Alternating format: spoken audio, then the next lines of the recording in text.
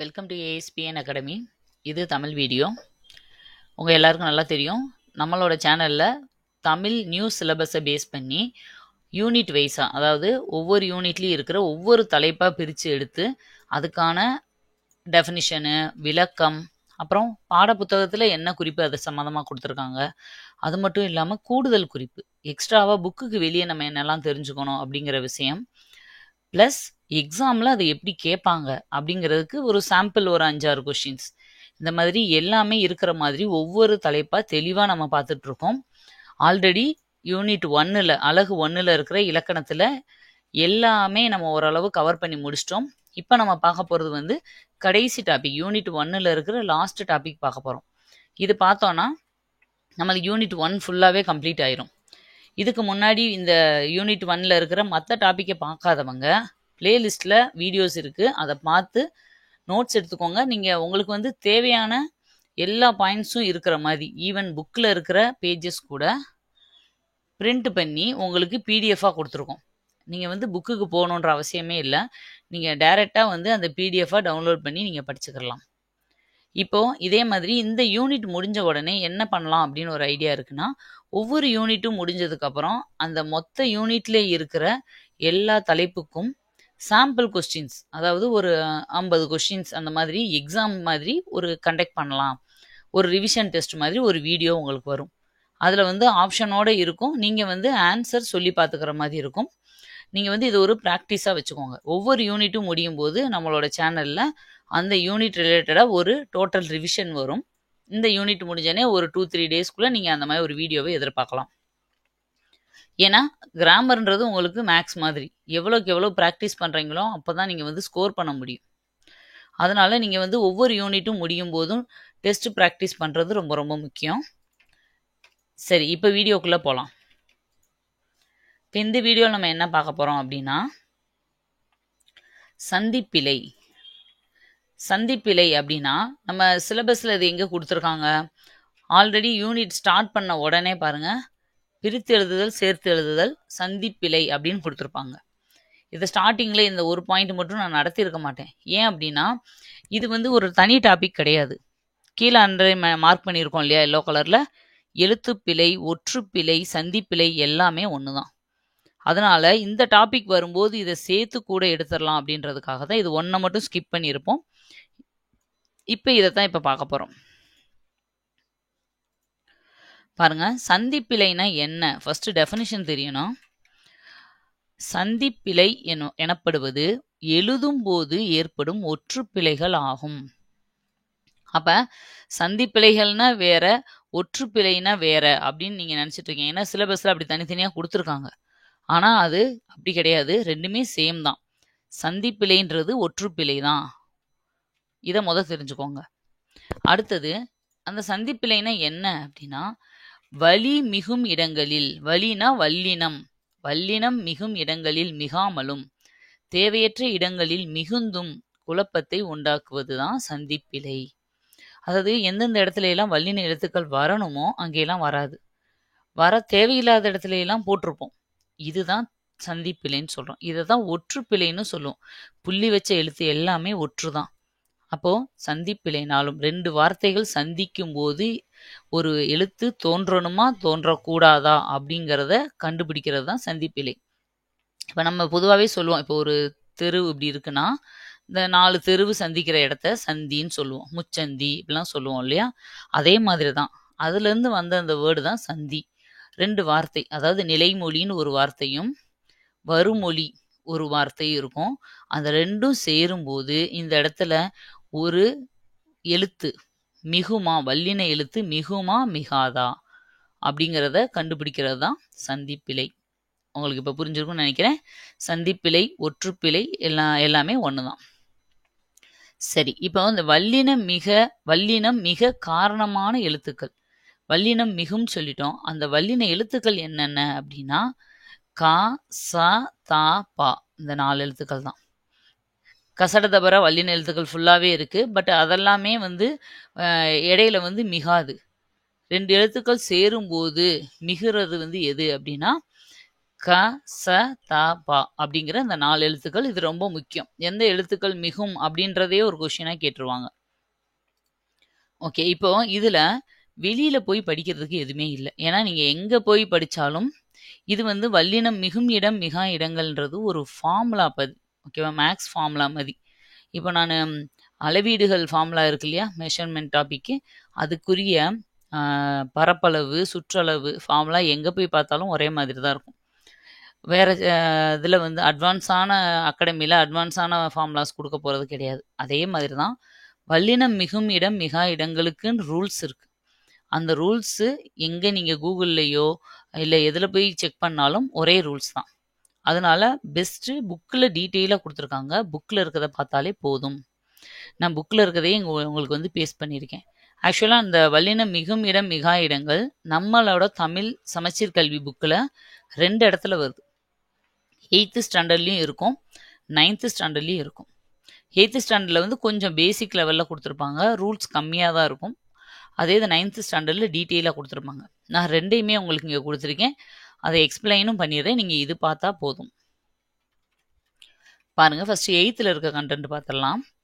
வல்லினம் மிகும் இடங்களும் மிகா இடங்களும். கதையை படித்தேன், எழுதி கொண்டேன், அப்படி சொன்னது, எப்படி தெரியும். மேலே உள்ள தொடர்களை படித்து பாருங்கள். இவற்றை இயல்பாக படிக்க இயலாதவாறு சொற்களுக்கு இடையே ஓர் ஓசை இடைவெளி இருப்பதை உணர முடிகிறது அல்லவா? அவற்றை கீழே உள்ளவாறு படித்து பாருங்கள். ஃபர்ஸ்ட் நான் படிக்கும்போது கொஞ்சம் வாசிக்க கஷ்டமா இருந்துச்சு, அதாவது ஒரு இதா இருந்தது. இப்போ கீழே பாருங்க. கதையை படித்தேன், எழுதி கொண்டேன், அப்படி சொன்னது, எப்படி தெரியும். வாசிக்க ஈஸியா இருக்கு. ஓகேவா? கரெக்டா இருக்கு. ப்ரொனன்சியேஷன் எல்லாம் கரெக்டா இருக்கு.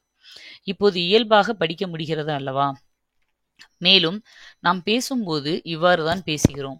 ஒரு சொல்லின் முதல் எழுத்து க ச த ப ஆகிய வல்லின எழுத்து வரிசைகளில் ஒன்றாக இருந்தால் அதற்கு முன்னால் உள்ள சொல்லின் இறுதியில் அந்த வல்லின மெய்யெழுத்தை சேர்த்து எழுத வேண்டும். எந்தெந்த எழுத்துக்கள் அப்படின்னு நம்ம சொன்னோம் இல்லையா? அதான் இங்க கொடுத்துருக்காங்க. க ச த ப இந்த 4 எழுத்துக்கள் வரும்போது அதுக்கு முன்னாடி அதற்குரிய வல்லின எழுத்து மிகும். இதனை வல்லினம் மிகல் என்று கூறுவர். எல்லா இடங்களிலும் வல்லின மெய்யெழுத்து மிகும் என்று கூற முடியாது. அதுக்காக எல்லா இடத்துலையும் வந்துருமா இந்த காசா தாப அப்படிங்கிறது? அப்படி கிடையாது. இப்போ பாருங்க, எக்ஸாம்பிள் கொஞ்சம் கொடுத்துருக்காங்க. மிதந்து சென்றது, செய்து பார்த்தான், படித்த கவிதை, பெரிய தாவரம் ஆகிய சொற்களில் வல்லினம் மிகவில்லை. இப்போ இந்த இடத்துல போட தேவையில்லை. படித்த கவிதை, பெரிய தாவரம் அப்படின்னு நம்ம சொல்ல வேண்டியது இல்லை. சொன்னாலும் அது தப்பு. இவ்வாறு வல்லினமை மிகக்கூடாத இடங்களை தான் நம்ம வல்லினம் மிகா இடங்கள்னு சொல்றோம். இது உங்களுக்கு புரிஞ்சிருக்கும்னு நினைக்கிறேன். அடுத்தது, வல்லின மெய்களை சேர்த்து எழுதுவதன் நோக்கம். ஏன் எழுதணும்?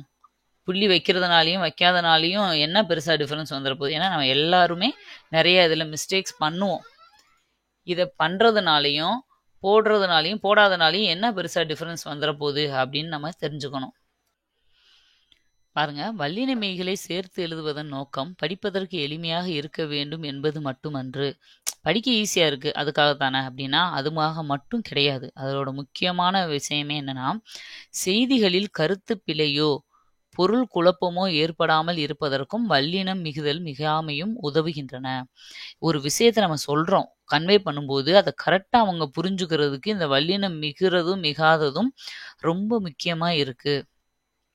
ஓகேவா? ஏன்னா சொல்லுவாங்க, ஒரு எக்ஸாம்பிளுக்கு கோவலன் வந்து இந்த தப்பு பண்ணிட்டாருன்னு சொன்ன உடனே அந்த ராஜா அவனை வந்து கொண்டு வா அப்படின்னு சொல்றதுக்கு பதிலாக கொன்று வா அப்படின்னு சொல்லிடுவாராம்.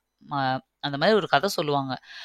அந்த தப்பா புரிஞ்சுக்கிட்டதை தான் அவரை வந்து கோவலனை கொன்றுவாங்க அப்படின்னு சொல்லுவாங்க. அது மாதிரி ஒரு சின்ன எழுத்து வந்து ஒரு பெரிய விஷயத்த வந்து கிரியேட் பண்ணிடும். அது மாதிரி தான் பாருங்க, எக்ஸாம்பிள் கொடுத்துருக்காங்க.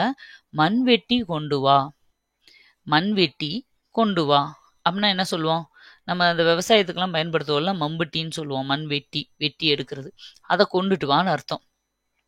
அதே இது இப்போ நான் புள்ளி வல்லினம் மிகுதலோட இந்த வார்த்தையை நான் சொல்றேன் பாருங்க.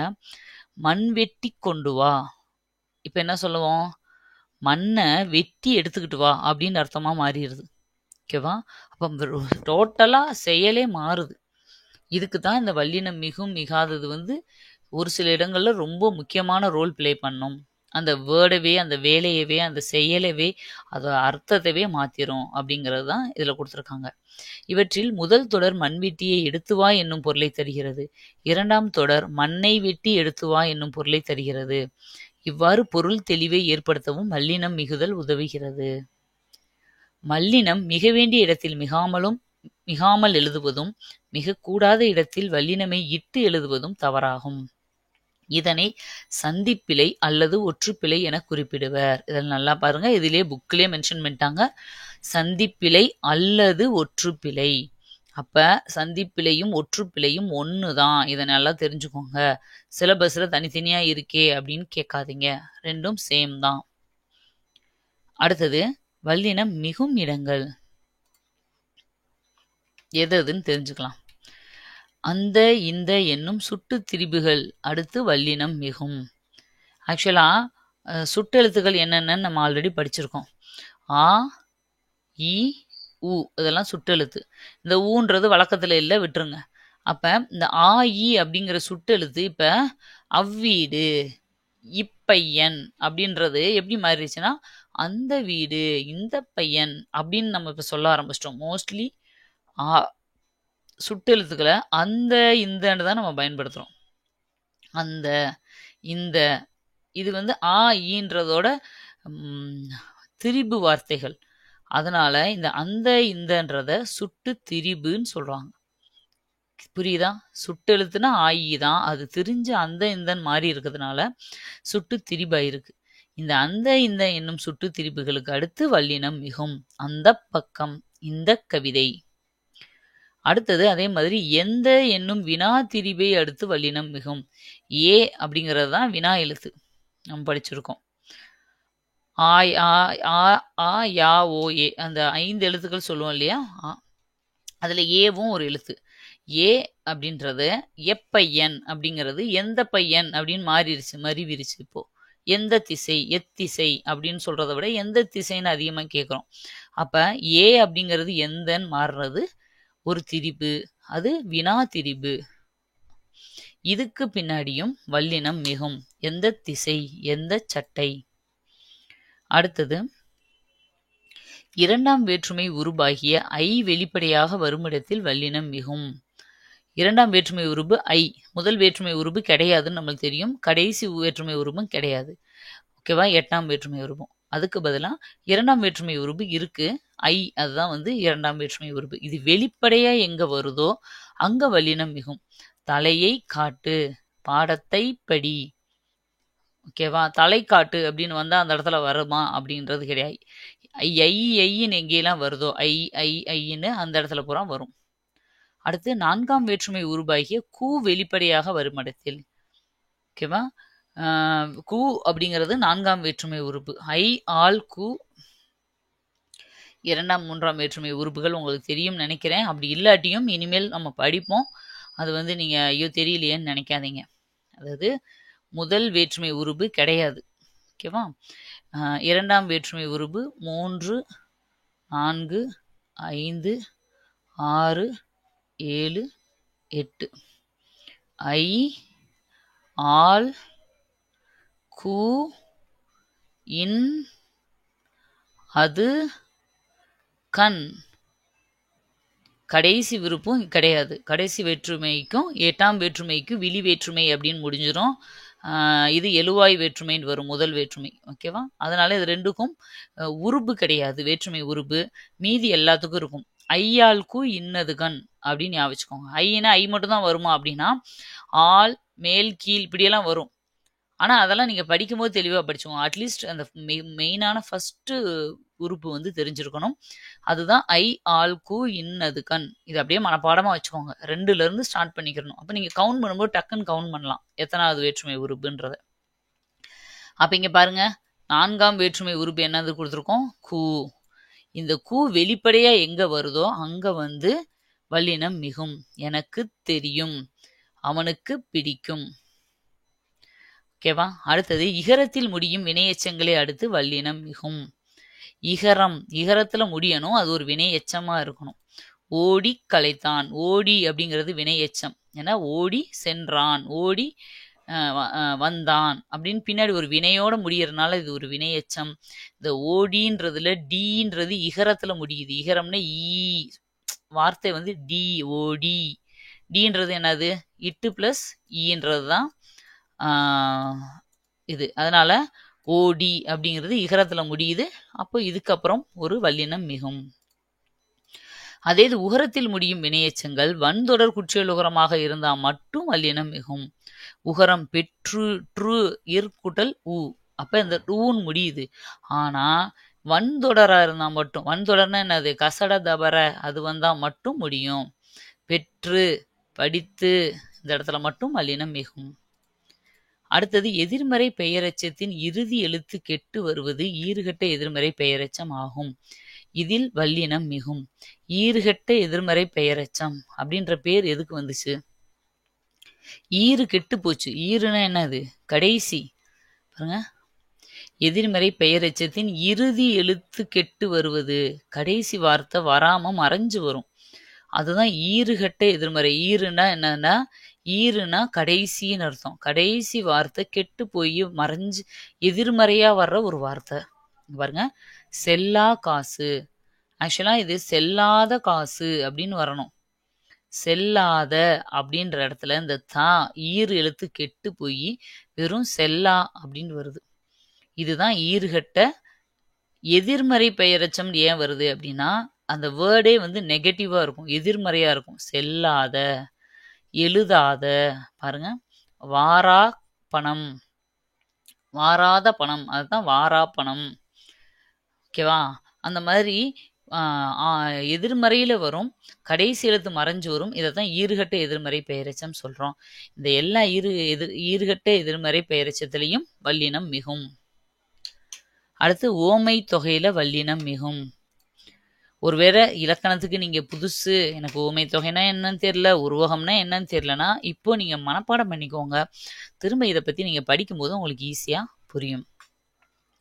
அடுத்தது உருவகத்தில் வல்லினம் மிகும். இப்போ நான் எல்லாத்தையும் எக்ஸ்பிளைன் பண்ணேன்னா அவ்வளவு தமிழ் கிராமர் ஃபுல்லாகவே நான் எக்ஸ்பிளைன் பண்ணி முடிக்கணும் ஒரே வீடியோவில், ரொம்ப டைம் எடுக்கும். அதனால் நான் ஃபஸ்ட்டு ரூல்ஸை மட்டும் சொல்லிட்டு போயிடுறேன். உங்களுக்கு அந்தந்த டாபிக் வரும்போது அதை தெளிவாக எக்ஸ்பிளைன் பண்ணுவேன், அப்போ உங்களுக்கு புரியும். ஓமை தொகையில் வரும் மலர்பாதம் தாய் தமிழ். உருவகத்தில் வல்லினம் மிகும். பாருங்க, ஓமை சொல்லாமல் இருக்க முடியல.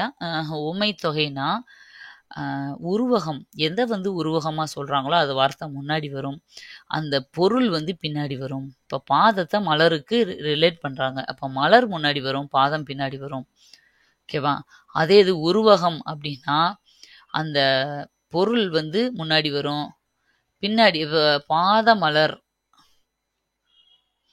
இல்லை, இன்னொரு எக்ஸாம்பிள் நீங்கள் வந்து ஈஸியாக கண்டுபிடிக்கிறதுக்கு சொல்லலாம். இப்போ ஓமை தொகை அப்படின்னா அந்த வார்த்தையை வந்து பிரித்து போன்ற அப்படிங்கிற ஒரு வேர்டை இடையில போட முடியும்.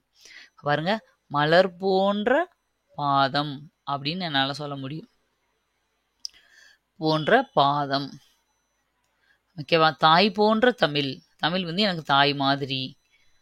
ஆனால் இதே இது இப்போ பாத மலர் அப்படின்னு நம்ம மாற்றி எழுதுறேன்னு வச்சுக்கோங்க, இது உருவகம். இதை என்னால் பிரிக்க முடியாது, பிரித்தாலும் இடையில போன்றலாம் போட முடியாது. பாதம் போன்ற மலர்னு சொல்ல முடியுமா? ஆக்சுவலாக மலர் போன்ற பாதம் தான். அப்போ இந்த மாதிரி மாறி வந்தால் அது வந்து உருவகம். ஓமையும் உவமேயும் ஒன்றே என வருவது உருவகம். ஓகேவா? இதுக்கு எல்லாத்துக்குமே வல்லினம் மிகும். எண்ணு பெயர்களில், அதாவது 8, 10 இந்த மாதிரி எண்ணு லெட்டர்ஸ் வருது, நம்பர்ஸுக்கிட்ட வந்து வரும். அதுலேயும் மெயினாக 8, 10க்கு மட்டும்தான். 8, 10 ஆகிய 2 பெயர்களில் மட்டும் வல்லினம் மிகும். 8 தொகை, 10 பாட்டு. ஓகேவா? அதெல்லாமே.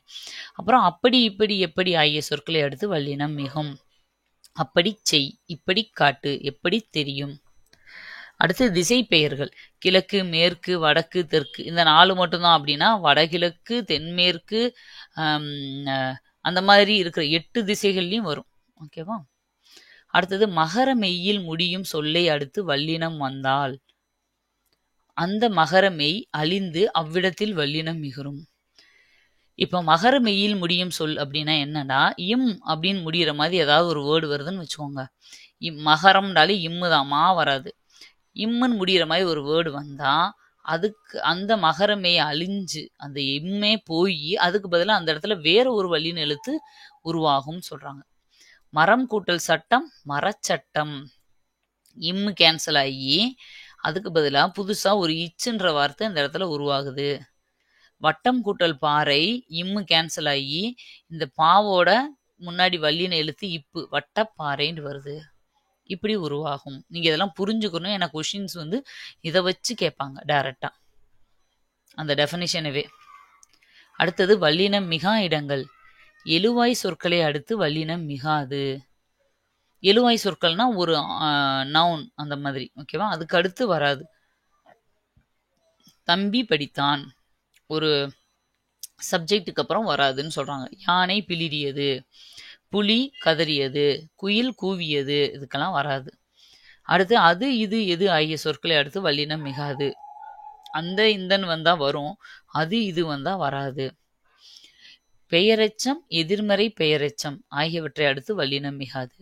நம்ம ஏற்கனவே பார்த்தோம். ஈறுகட்ட எதிர்மறை பெயரெச்சம்னா வல்லினம் மிகும், வெறும் எதிர்மறை பெயரெச்சம்னா வல்லினம் மிகாது. பெயரெச்சம்னா என்னன்னு உங்களுக்கு தெரியும். எழுதிய அப்படின்னு நான் முடிக்கிறேன் அப்படின்னா பின்னாடி எழுதிய ஓடினான், எழுதிய வந்தான் அப்படி சொல்ல முடியுமா? கிடையாது. எழுதிய பாடல், எழுதிய பாடம், எழுதிய கடிதம், இப்படிதான் சொல்ல முடியும். அப்ப அந்த பின்னாடி வர்ற வார்த்தை வந்து ஒரு பெயர் சொல். அந்த பெயர் சொல் இல்லாம தொக்கி வந்திருக்கிறதுனால இதை பெயரெச்சம் சொல்றோம். அதே மாதிரி எதிர்மறையா அதவே சொன்னோம்னா எழுதாத பாடல், ஓகேவா, எழுதாத பாடம், அந்த மாதிரி சொன்னாலும் அது எதிர்மறையான பெயரெச்சம். இந்த ரெண்டு இடத்துலையுமே வராது. அர்த்தம் வந்து புரிஞ்சு படிங்க. சரி, அடுத்தது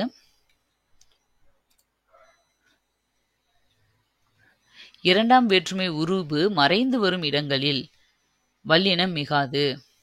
பாருங்க, வேற்றுமை உருபு மறைஞ்சு வந்தா அதுக்கு பேரு வேற்றுமை தொகை அப்படின்னு அர்த்தம். இதுவும் படிப்பீங்க, இருந்தாலும் நீங்க சொல்றேன்.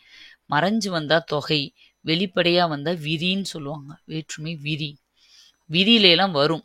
ஆனா வேற்றுமை தொகைகள்ல வந்து வராது. இப்ப ஐ அப்படிங்கிற வேற்றுமை உருபு வெளிப்படையா வந்தா வரும்னு பார்த்தோம். அதே இது மறைஞ்சு வந்தா வராது. இதுதான் வந்து இதுல டிஃபரன்ஸ். எக்ஸாம்பிள், இலை பறித்தேன். இலை பறித்தேன்னா இலை பறித்தேன் அப்படின்னு வராது. ஆனா இலையை பறித்தேன் அப்படின்னு ஒரு இடத்துல வருதுன்னு வச்சுக்கோங்க, அந்த இடத்துல இப்பு வரும்.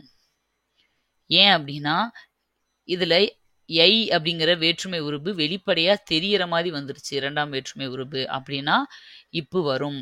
ஆனா இரண்டாம் வேற்றுமை உருபு மறைமுகமா வெளியே தெரியாம வந்துச்சுன்னா இந்த மாதிரி வந்தா வராது. காய் தின்றேன் அப்படின்னா வராது. காயை தின்றேன்னு சொன்னா வரும். உங்களுக்கு டிஃபரன்ஸ் புரியும் நினைக்கிறேன். டவுட் இருந்தால் நீங்கள் எதுனாலும் கமெண்ட்டில் கேட்கலாம், நான் டீட்டெயிலாக சொல்கிறேன். இல்லை பெருசாக சொல்ல வேண்டிய விஷயமா இருந்தால் நான் அடுத்த வீடியோவில் உங்களுக்கு அந்த கமெண்ட்டை வந்து கிளியர் பண்ணிட்டு தான் நான் அடுத்த வீடியோவும் சொல்லுவேன் உங்களுக்கு. எதுவாக இருந்தாலும் யோசிக்காமல் நீங்கள் கமெண்ட்டில் கேளுங்க. ஏன்னா இதில் வந்து ரொம்ப நான் வந்து டீட்டெயிலாக திரும்ப திரும்ப சொல்லிகிட்டு இருந்தால் ரொம்ப டைம் எடுக்கும் உங்களுக்கு. அதுக்காக தான் நான் வந்து கொஞ்சம் ஃபாஸ்ட்டாக போகிறேன்.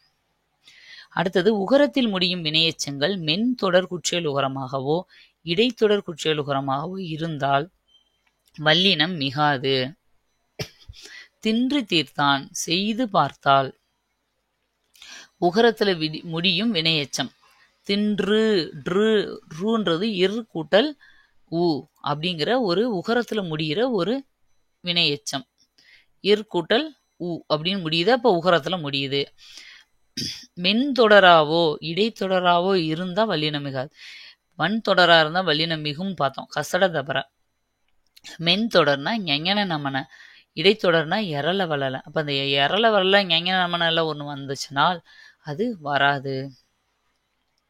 அடுத்தது வினைத்தொகையில் வல்லினம் மிகாது. எழுது பொருள், சுடு சோறு, ஓகேவா, இந்த மாதிரி வினைத்தொகை வார்த்தைகள் இருக்கும்.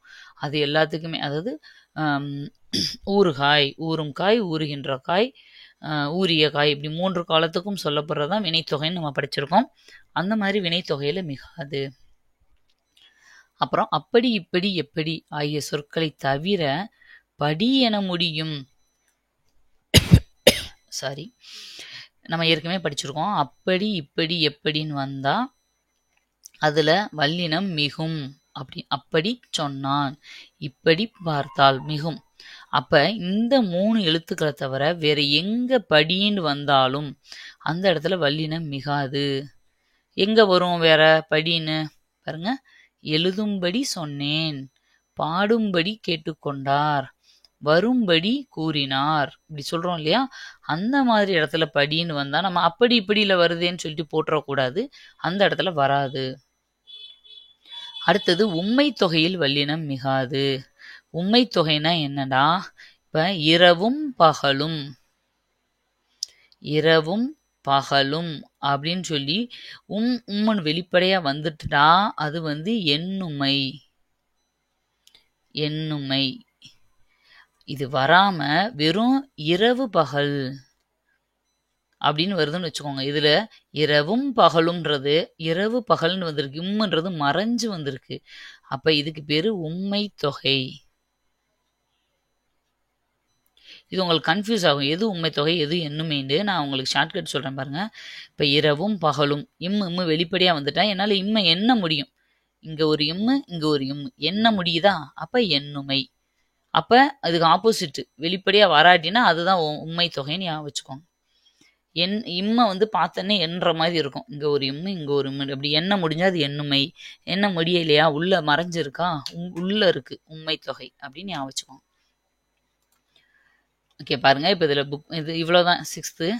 இதில் புக் பேக்கில் கொடுத்துருப்பாங்க. சுட்டு திரிபுக்கு பின்னாடி வருமா வல்லினம் மிகும், திசை பெயர்களுக்கு மிகுமா, இந்த மாதிரி நீங்களே ஃபில் பண்ணுங்க.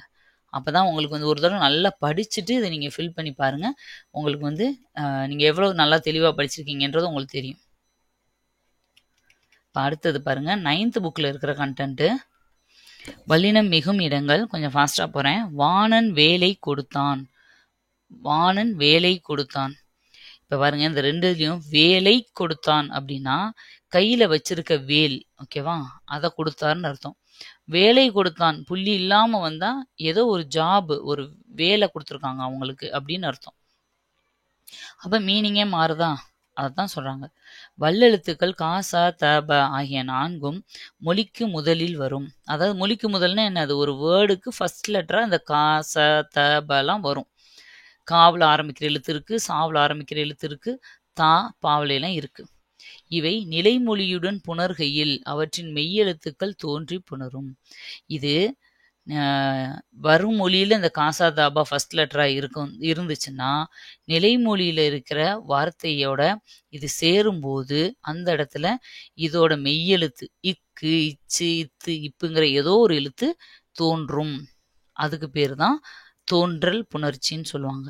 இதை தான் வல்லினம் மிகுதல்னு சொல்லுவாங்க. பாருங்க, இங்க பாக்ஸ்ல கொடுத்துருப்பாங்க. பொதுவாகவே புணர்ச்சினா என்ன அப்படின்னா நிலைமொழியில இருக்கிற ஒரு எழுத்து, ஓகேவா, நிலைமொழியும் வரும் மொழியும் புணர்றதுக்கு பேர் தான் புணர்ச்சி. இந்த மாதிரி புணரும் போது இதுல 3 வகையான சேஞ்சஸ் நடக்கும். அதுதான் என்னென்னது? தோன்றல், திரிதல், கெடுதல். இது நீங்கள் ஏற்கனவே படிச்சிருப்பீங்க. இந்த ரெண்டும் சேரும்போது புதுசாக ஒரு லெட்டர் தோன்றுச்சுன்னா அது தோன்றல். ஆல்ரெடி இருக்க லெட்டரே ஒன்று அப்படியே மாறி திரிஞ்சு வந்துச்சுன்னா அது திரிதல். கெடுதல் அப்படின்னா இப்போ நம்ம பார்த்தோம்ல, மரவேர், மரம் கூட்டல் வேர் எப்படி வரும்? மரவேர்னு வந்துடும். இம்மு கெட்டு போச்சு, இம்மு அழிஞ்சு போச்சு இதில். அப்போ ஒரு கெடுதல் நடக்குது, அது கெடுதல். இந்த 3 வகையான புணர்ச்சியும் நடக்கும் பொதுவா. அதுல இந்த வல்லினம் மிகும் இடங்கள்ன்றது தோன்றல் புணர்ச்சியை குறிக்குது. தோன்றல் அப்படிங்கிற விகார புணர்ச்சியை சேர்ந்தது தான் வல்லினம் மிகும். ஏன்னா வல்லினம் மிகும் இடங்கள்னாலே 2 எழுத்து சேரும்போது ஒரு வல்லின எழுத்து அங்கே உருவாகும். அப்போ அது தோன்றல் தான். அப்போ இதை கூட ஒரு கொஸ்டினாக கேட்பாங்க. வல்லினம் மிகும் இடங்கள்னு சொல்றோம் இல்லையா, அந்த வல்லினம் மிகுதல் எந்த புணர்ச்சி வகையை சேர்ந்தது அப்படி கூட கொஸ்டின் கேட்கலாம். ஓகே, அடுத்தது பாருங்க. சொல்லமைப்பின் கட்டுப்பாடுகளை பேணவும், பொருள் மயக்கத்தை தவிர்க்கவும், பேச்சின் இயல்பை பேணவும், இனிய ஓசைக்காகவும் இவ்வல்லின எழுத்துக்களின் புணர்ச்சி இலக்கணம் தேவைப்படுகிறது. புரியுதா? எதுக்காக நம்ம அந்த புணர்ச்சி வேணும், வல்லின எழுத்துக்கள் மிகணும் அப்படின்னு பார்க்குறோம். ஓகே, இப்போ வல்லினம் மிகும் இடங்கள் பார்த்துடலாம் ஃபாஸ்டா. ஆ ஈ என்னும் சுற்றெழுத்துக்கு பின்னும் ஆ ஈன்ற சுற்றெழுத்துக்கும் வரும். அச்சட்டை, அசட்டை, ஈ பையன் அப்படி சொல்ல மாட்டேன். அச்சட்டை, இப்பையன் அப்படிதான் சொல்லுவோம். அப்ப ஆயின்ற சுற்றெழுத்துக்கு முன்னாடி வரும். அதுவே தெரிஞ்சு அந்த எந்தன்னு வந்தாலும் அந்த சுற்று பெயர்களுக்கு பின்னாடி வரும். ஏங்கிற வினா எழுத்துக்கு பின்னாடியும் வரும். அதுவே தெரிஞ்சு எந்தன்னு வந்தாலும் வரும். இப்ப முன்னாடி அந்த எந்தன்னு மட்டும் பார்த்தோமா, இப்ப ஆயி ஏன்றதும் சேர்ந்துக்கிடுச்சு. அடுத்தது ஐ என்னும் 2ஆம் வேற்றுமை உருபு, கு என்னும் 4ஆம் வேற்றுமை உருபு, என ஆக அப்படிங்கிற சொல்லுக்கு பின்னாடியும் வல்லின எழுத்து மிகும். அடுத்து இன்னும் பாருங்க, நிறைய ரூல்ஸ் கொடுத்துருக்காங்க. வல்லினம் மிகும் இடங்களுக்கு நிறைய ரூல்ஸ் கொடுத்துருக்காங்க. அதற்கு, இதற்கு, எதற்கு அப்படிங்கிற இடத்துல வல்லினம் மிகும். அடுத்தது இனி, தனி ஆகிய சொற்களுக்கு பின்னாடியும் வல்லினம் மிகும். இதை மட்டும் அண்டர்லைன் பண்ணி வச்சுக்கோங்க. இனி, தனி. அடுத்து மிக என்னும் சொல்லின் பின் வல்லினம் மிகும். அடுத்து 8, 10 ஏற்கனவே பார்த்தோம். எண்ணு பெயர்கள். ஓரெழுத்து ஒரு மொழிக்கு பின் வல்லினம் மிகும். இது ரொம்ப முக்கியமானது பாருங்க. ஓரெழுத்து ஒரு மொழிகள் மொத்தம் 42 இருக்கு தமிழ்ல. ஓகேவா? கா அப்படின்னா சோலை, தீ அப்படின்னா தீ பிடிக்கிறது, தையினா தைக்கிறது. ஓகேவா? அந்த மாதிரி நிறைய இருக்கு. அந்த ஓரெழுத்து ஒரு மொழிகள் பாருங்க. தீ பிடித்தது, பூப்பந்தல் அப்படின்னு கொடுத்துருக்காங்க.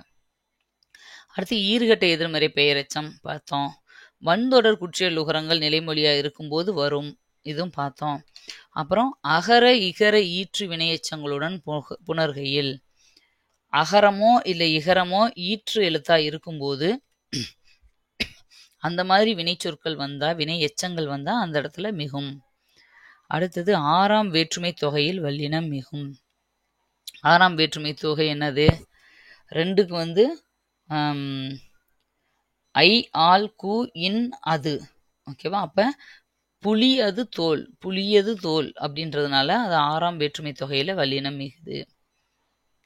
அடுத்து கிழக்கு பகுதி நம்ம படிச்சிருக்கோம். திசை பெயர்களுக்கு பின்னாடி வல்லினம் மிகும்.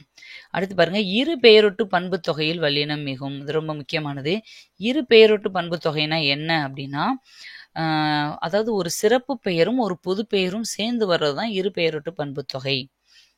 இப்போ பாருங்க, இப்போ மாமரம்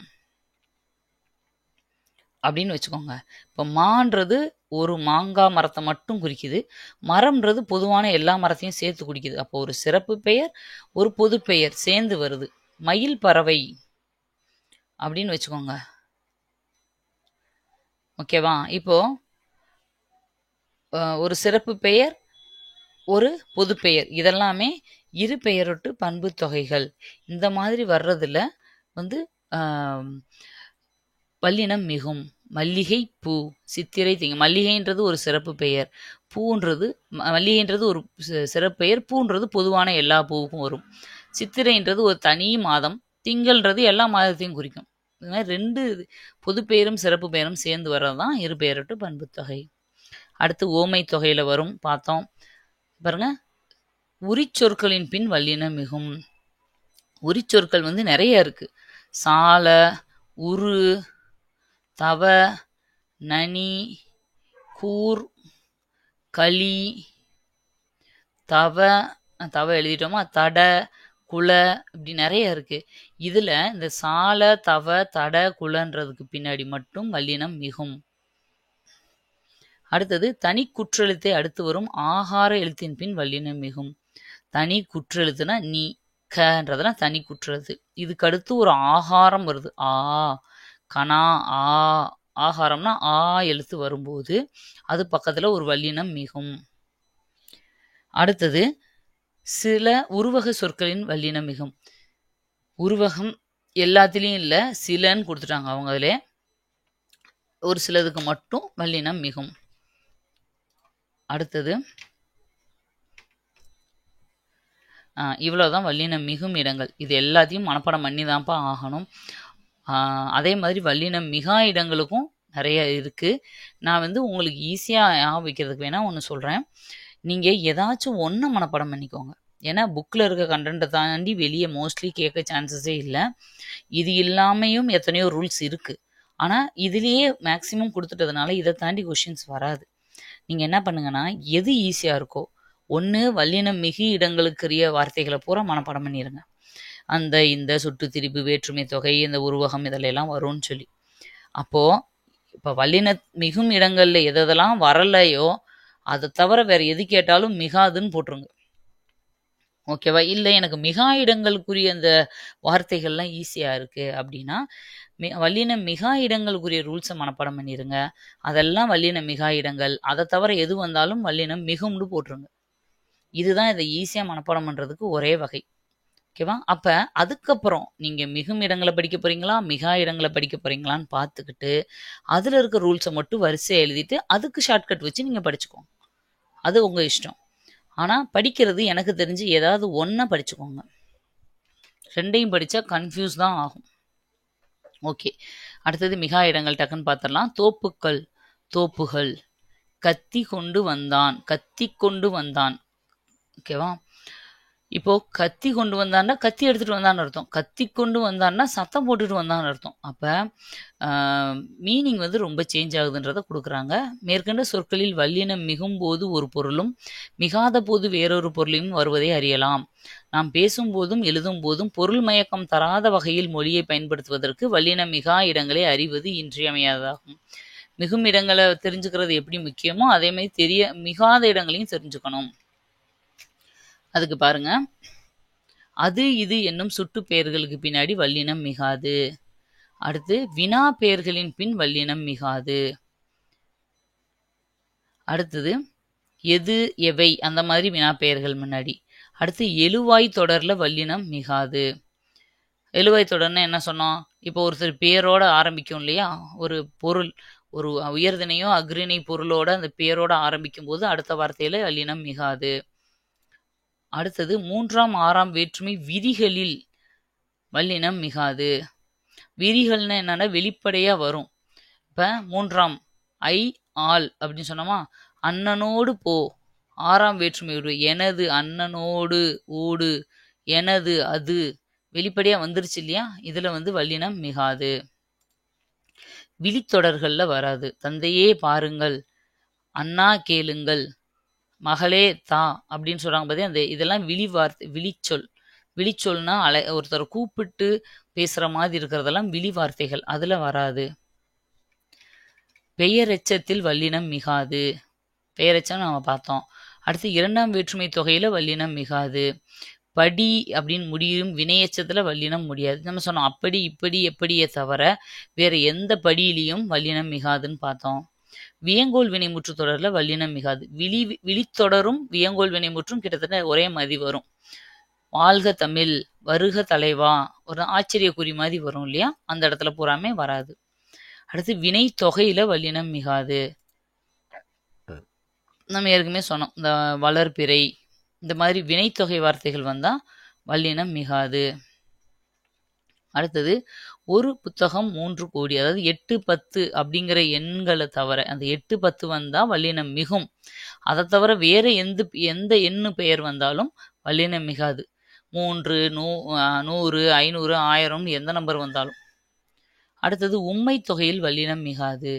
சொன்னோம்ல தாயும் தந்தையும் அப்படின்னு இல்லாம தாய் தந்தை இப்படி வருதுன்னா அதுல வல்லினம் மிகாது.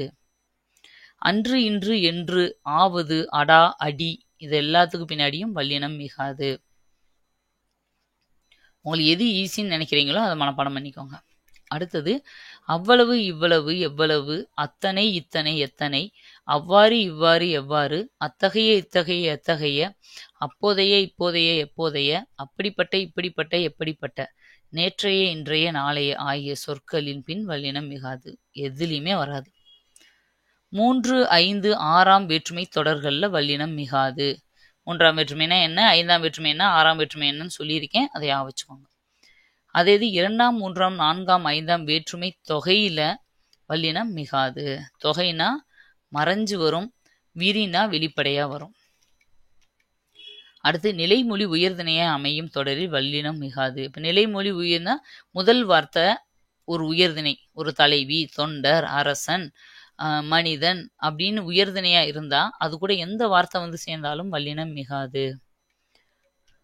அடுத்து நம்ம சொன்னோம் சால, தவ, தட, குல இந்த இதுலலாம் வந்தா சாலச் சிறந்தது அப்படின்னு சொல்லுவோம் இல்லையா? அதுலலாம் வல்லினம் மிகும்.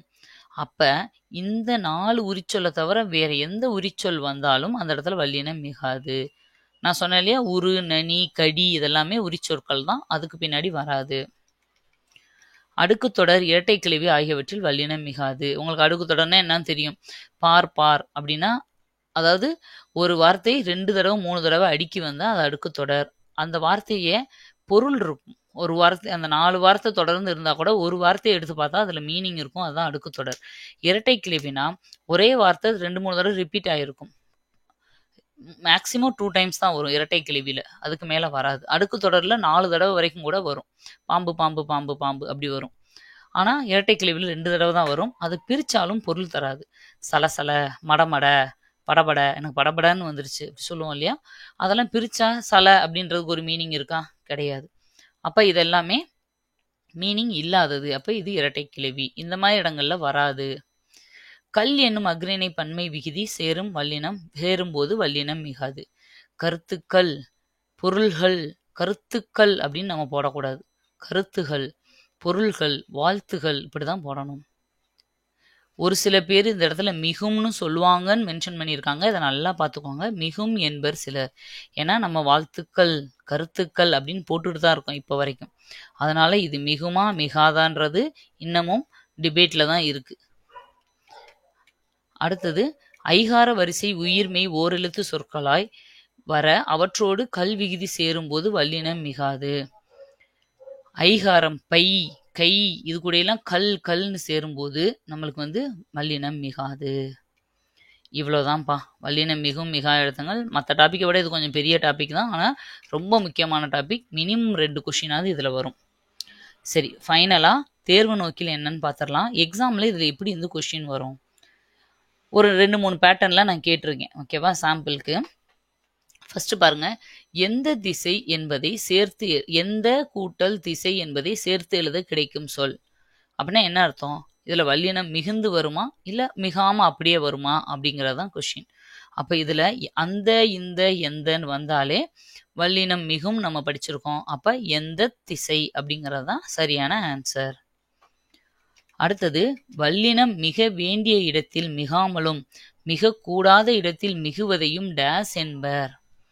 இது டெஃபனிஷனையே இந்த மாதிரி டெஃபனிஷனையே கூட கொஸ்டினாக கேட்கலாம். நீங்கள் ஏதோ ரூல்ஸ் படிச்சுட்டு போயிருப்பீங்க.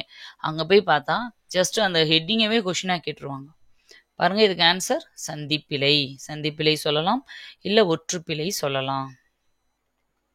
அடுத்தது ஓரெழுத்து ஒரு மொழியில் வழி மிகல் எனும் அடிப்படையில் பின்வரும்வற்றுள் எது சரியானது? இப்போ ஓரெழுத்து ஒரு மொழியில வழி மிகும் அப்படின்னு நம்ம படிச்சிருக்கோம். இதுதான் ரூல்ஸ்.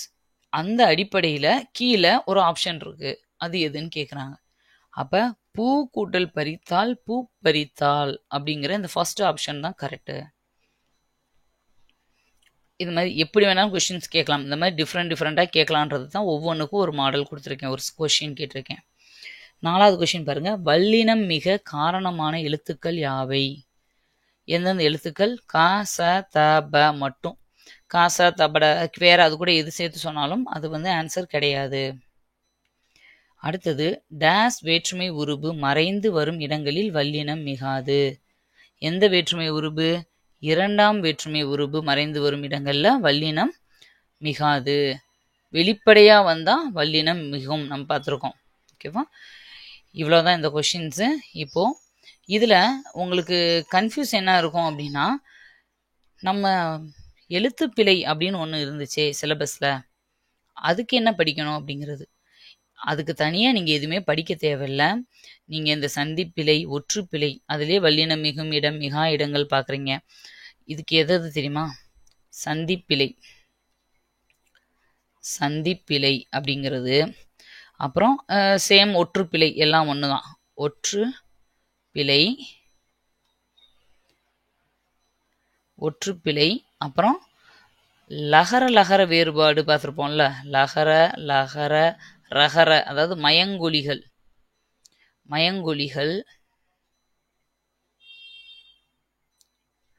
ஒருமை பன்மை,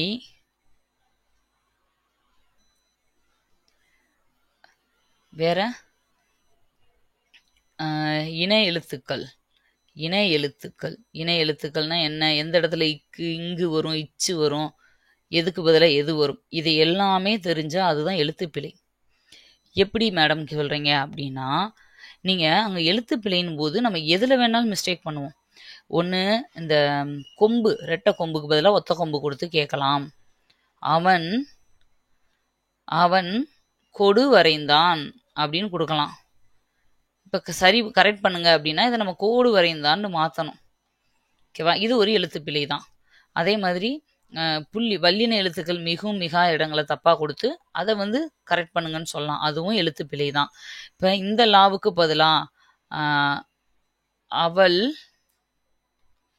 அழகானவள் இப்படி கொடுத்து இதை எழுத்துப்பிழையை மாற்றுங்கன்னு சொல்லலாம். அப்போ இந்த இடத்துல நான் லா போட வேண்டி வரும். ஓகேவா? பரி பரி இந்த மாதிரி சேஞ்சஸ் பண்ணி கொடுக்கலாம். ஒருமைப்பன்மையை மாற்றி கொடுக்கலாம். அவன் படம் படித்தான் இப்படி ஒரு வேர்டு கொடுத்து எழுத்துப்பிழையை மாற்றுன்னு சொல்லலாம். இந்த இடத்துல பாடம்னு வரணும். இப்போ பாருங்க, எல்லா டாப்பிக்கும் இதுக்குள்ளே வந்துருச்சா? இந்த மாதிரி நீங்கள் இந்த ஃபர்ஸ்ட் யூனிட்டில் படித்த எல்லா டாப்பிக்கையும் மிக்ஸ் பண்ணி வர்றது தான் எழுத்துப்பிழை. இதில் எதை வேண்டாலும் மிஸ்டேக்காக கொடுத்து உங்களை அந்த பிழையை சரி பண்ணுங்கன்னு ஒரு சென்டென்ஸ் கொடுக்க போகிறாங்க. அவ்வளோதான். இதுக்கு நீங்கள் தனியாக போய் உட்காந்து படிக்கணுன்ற அவசியமே கிடையாது. அதனால் சந்திப்பிழையும் ஒற்றுப்பிழையும் ஒன்று தான். எழுத்துப்பிழைன்றது இதில் இருக்க எல்லாமே லகர் லகர் வேறுபாடு, இணை எழுத்து வேறுபாடு, அதாவது மயங்கொலிகள், ஒருமைப்பன்மை வேறுபாடு, வேர்ச்சொற்களில் வந்து மிஸ்டேக் பண்ணுறது, வல்லினம் மிகா இடங்களை கண்டுபிடிக்கிறது, இது எல்லாமே எழுத்துப்பிழைகள் தான். ஓகேவா? அதனால எழுத்துப்பிழைக்குன்னு தனியாக நீங்கள் படிக்க வேண்டிய அவசியம் இல்லை. இதெல்லாம் தெளிவாக தெரிஞ்சாலே அந்த கொஸ்டின் ஈஸியாகவே நீங்கள் அட்டன் பண்ணிடலாம். அதுக்குன்னு தனியாக படிக்க வேண்டியது இல்லை. ஓகேப்பா? இதோட இந்த டாபிக் முடிஞ்சிச்சு. இந்த யூனிட்டே ஃபுல்லாக கம்ப்ளீட் ஆயிடுச்சு. நம்ம எதையுமே மிஸ் பண்ணலை. ஒவ்வொன்றுக்கும் தெளிவான எக்ஸ்ப்ளனேஷன் கொடுத்துருக்கோம். அதோட பிடிஎஃப்பும் கொடுத்துருக்கோம். நீங்கள் இனிமேல் சமச்சீர் கல்வி புக்கை வச்சுட்டு இருக்கிறதுல அர்த்தமே கிடையாது. நாங்கள் கொடுத்துருக்கோம் இல்லையா, அப்படியே பிரிண்ட் அவுட் போடுறீங்க. இதுக்கு நீங்கள் செலவழிக்கிறதுக்கு யோசிக்காதீங்க. பிரிண்ட் அவுட் போட்டுட்டு வரிசையாக ஸ்டாப்லர் பண்ணி யூனிட் 1, யூனிட் 2, யூனிட் 3ன்னு வச்சுக்கோங்க. இல்லை மொத்தமாக வச்சு தமிழ் அப்படின்னு நீங்கள் பைண்டிங் பண்ணி வச்சுக்கிட்டாலும், ஒரு புக்கு மாதிரி வச்சுக்கிட்டாலும் பெஸ்ட். நீங்கள் வந்து அதை ரிப்பீட்டடாக படிச்சுக்கிறதுக்கு உங்களுக்கு யூஸ் ஆகும். ஸ்பைரல் பைண்டிங் போட்டு வச்சுக்கலாம், எப்படி வேண்டாலும். இதை ஃபுல்லாக ஒன்று சேர்த்தா ஒரு புக்காக உங்களுக்கு கிளியராக கிடச்சிரும். அதை தான் நீங்கள் எக்ஸாமுக்கு இனிமேல் படிக்கணும். அதுக்கப்புறம் தமிழறிஞரும் தொண்டும் வந்து புக்கில் அங்கங்கே எதை படிக்கணுமோ அதை மட்டும் நாங்கள் சொல்லுவோம், நீங்கள் படிச்சுக்கிட்டா போதும். ஓகே, தெளிவாக இருப்பீங்கன்னு நினைக்கிறேன். யூனிட் 1 கம்ப்ளீட் ஆயிருச்சு. இதில் இருந்து உங்களுக்கு ஒரு ப்ராக்டிஸ் ரிவிஷன் டெஸ்ட் மாதிரி ஒரு வீடியோ வரும். அதில் ஒரு தடவை ப்ராக்டிஸ் பண்ணிக்கோங்க. அது வர்றதுக்கு ஒரு 2 நாள் ஆகும், 1 or 2 days. அதுக்குள்ளே நீங்கள் இதை ஃபுல்லாக தரோவாக படித்து முடிச்சுட்டு அந்த டெஸ்ட்டை அட்டன் பண்ண ரெடியாக இருங்க. அப்போ உங்களுக்கு ஒரு ரிவிஷன் பர்பஸாக இருக்கும். அடுத்த யூனிட் போகும்போது உங்களுக்கு ரொம்ப சாட்டிஸ்ஃபைடாக போவீங்க நீங்கள் அடுத்த யூனிட்டுக்கு. ஓகேப்பா? உங்களை மாதிரி எக்ஸாம் ப்ரிப்பேர் பண்ணுறவங்க யார் இருந்தாலும் நம்மளோட சேனலை சஜஸ்ட் பண்ணுங்கள். 3 மாதத்துக்குள்ளே தமிழ், ஜிகே, மேக்ஸ் எல்லா டாப்பிக்கையும் கம்ப்ளீட் பண்ணிவிட்டு கால் ஃபார் வந்த உடனே நம்ம தொடர்ந்து ஃப்ரீ ஆன்லைன் டெஸ்ட் பேட்ச் மாதிரியே, ஆனால் ஃப்ரீ. ஓகேவா? முழுக்க ஃப்ரீயாக ஆன்லைன் டெஸ்ட் பேட்சும் உங்களுக்கு வந்து நிறைய ப்ராக்டிஸ் கொஸ்டின்ஸும் கொடுக்க போகிறோம். இந்த வாட்டி எக்ஸாம் வாங்குற வரைக்கும் உங்களை விட போகிறது கிடையாது. எக்ஸாமில் நீங்கள் போஸ்டிங் வாங்கி அப்பாயின்மெண்ட் ஆர்டர் வாங்கி ஜாயின் பண்ணுற வரைக்கும் உங்களை விட போகிறது கிடையாது. படிக்கிறதுக்கு நீங்கள் ரெடியாக இருந்துக்கோங்க. உங்களுக்கு தேவையானதை கொடுக்க நாங்கள் எப்பயும் ரெடியாக இருக்கோம். ஓகே, அடுத்த வீடியோவில் உங்களை மீட் பண்ணுறேன். தேங்க்யூ.